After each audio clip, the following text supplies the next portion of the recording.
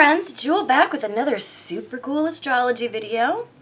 I'm still a little sick, so I'm going to be sniffling and coughing, so we'll just have to deal with it. So this one I wanted to concentrate on composite Sun conjunct Uranus and what happens when we see this between a couple. So the Sun is the ego thrust of the relationship, the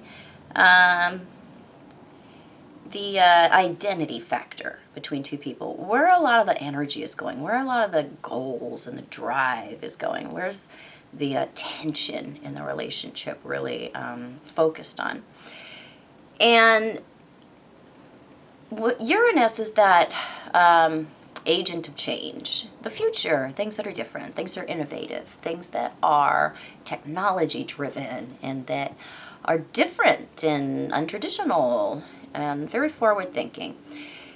So when we have these two coming into a conjunction in a composite chart, it's showing that there's something very unconventional that is created between the two of you by coming together. So if you are very traditional in your thinking or in your beliefs or in your expectations about what you want out of a relationship, this is probably not an aspect that you are going to love, because it requires a large amount of thinking out of the box. There is something about your energy that creates a need for a relationship that is highly Uranian. So you two really play out, you're highly Aquarian when you're together. So a lot of people find this particular in conjunction upsetting and unsettling, because you are never going to be Ward and June Cleaver with this particular aspect. It's more like Sid and Nancy Vicious. So you're going to have a relationship that is, a lot of times it actually flies in the face of tradition. And if it doesn't outright do that, it is pushing you personally to the very edge of what you can tolerate. Meaning that this aspect actually challenges two people to either learn or to agree to love each other unconditionally. This is an aspect of true unconditional love, because we are friends first. This one does not require us to meet the other's needs. It does not require us to jump through hoops. It doesn't require us to agree to be anything other than our true, authentic self. And we encourage that when this one is working well, because a lot of times this one doesn't survive. People will, see this one or, have a sense that there's something here that is not suburban, and they will get out of it because it's not meeting their idea or their belief of what they want, when they don't understand that there is true love available here. But it is not the traditional, passionate, clinging, needful, platonic love that most people associate with true love. There's nothing here with this conjunction that is about gripping attachment. This is one where the two people are actually encouraged by each other to go out into the world and to explore, to become the highest version of themselves and let the chips fall where they may. So this one is where, actually, when it works well, when you have two people whose personalities and sometimes non-personalities, because when you're doing this one well, a lot of times you've actually transcended a lot of the attachments in your chart. When we have two people that have this one, they have a very safe haven from which to go out and find things or experience things or become things. and they have something safe and reliable to come home to.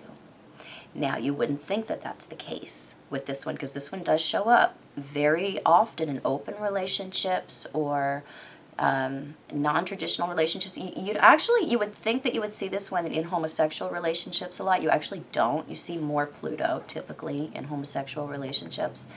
But you will see some elements of Uranus in there. But generally you don't see the conjunction, like a lot. Like intuitively, you would think you would, but you don't. So there is, the encouragement of each other's freedom and reasons to grow, as opposed to the traditional, at least Western view. I know there's some other cultures where it's very different and more based on, finding out what love is. But at least in the Western view, it's, I've met you, so I'm going to lock this down so I know that I've got you. And I'm going to have you promise and contract with me to be what you are today for the next 75 years and till death do us part. And please don't change. So this is not, and serve my needs, because you're actually marrying my needs. That's very much a part of the Western view. You're going to marry me and I'm going to marry you, and we're going to do for each other and we're going to provide for each other's needs. That's not what you get with this one. You generally see two whole people coming together, so it's a very interdependent relationship. This actually works well when we have two people that are comfortable in this kind of relationship. That does work for the long term, because we have two people that need to be held lightly and need to hold each other lightly. So they are getting what they want out of the relationship. It may not meet other people's definition of what is fulfilling or what should be or what is acceptable, but it works for the two people who are in it. It's going to be something that is going to expand your thinking and expand your expectations, because you have to have a non-expectation with this one, and in enjoying what you have when you have it and not putting pressure on each other. That creates this environment where these two people are able to blossom and flourish, and why would you leave that? Why would you choose something else when you have everything you want right there, but yet you're not limited by anything that you have there? So it's one where definitely, if it's not specifically what you're looking for, if you're not looking for something that isn't traditional, it's going to irritate you very much, and it's going to push you out of the possibility of having this be a harmonious connection.